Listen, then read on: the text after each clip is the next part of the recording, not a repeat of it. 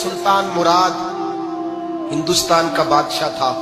इकबाल ने लिखा है, इकबाल कहते हैं उसने एक मिस्त्री को बुलाया मस्जिद बनाने के लिए, कहा इस तरह की बनाना मेरा दिल खुश हो जाए। मामार ने मिस्त्री ने मस्जिद बनाई, बादशाह सलामत को पसंद ना आई तो बादशाह सलामत ने उस मिस्त्री का हाथ गुस्से से काट डाला। पूछ कोई नहीं ना सकता। वो सीधा काजी की अदालत में कटा हुआ हाथ लेके गया और काजी के दरवाजे पे जाके कहने लगा, मैं पूछ सकता हूं आप किसका कलमा पढ़ते हैं? पूछ सकता हूं? तो काजी कहते हैं मेरी कुर्सी भी कांपने लगी और जिस कमरे में बैठा था वो कमरा भी कांपने लगा। मैंने कहा सवाली तो बात का, कहानी पहले बताओ कलमा किसका पढ़ते हो? तो काजी कहता है मेरी आंखें बरस पड़ी। मैंने कहा मैं उसके कलमा पढ़ता हूं जो दुनिया में भी मेरा वारिस है, कयामत में भी वही मेरा वाली बनेगा। जो दुनिया और आखिरत में मेरा वाली है, मैं मुस्तफा का कलमा पढ़ता हूं। तो कहने लगे हाँ, इसलिए तुझसे ये बात कहलवाई है कि कहीं तू बादशाह का तो कलमा नहीं पढ़ता माज़अल्लाह।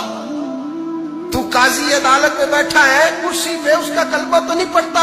कहा नहीं मैं मुस्तफा का। फिर देख मेरा हाथ कट गया है, अब तू बता कि तू बादशाह समझ के माफ करेगा या रसूलुल्लाह का दीन समझ के नाफज करेगा?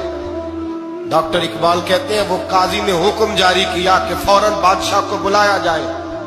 हिंदुस्तान का फरमा रवा पैगाम गया तो कांपता हुआ आया, काजी ने सामने खड़ा किया, एक तरफ बादशाह और एक तरफ वो मामूली मामार मिस्त्री काम करने वाला।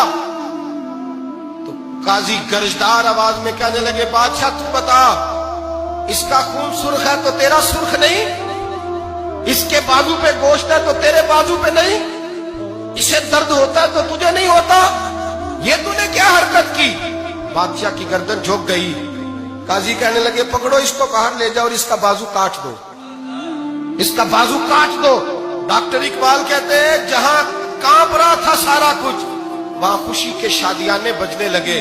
काजी कहने लगा इसका बाजू काटो और इसको बताओ अमीर गरीब का फर्क उतनी देर होता है जितनी देर बंदा मुसलमान नहीं होता, और जब कोई रसूलुल्लाह का गुलाम हो जाता है फिर सारे बराबर हो जाया करते हैं।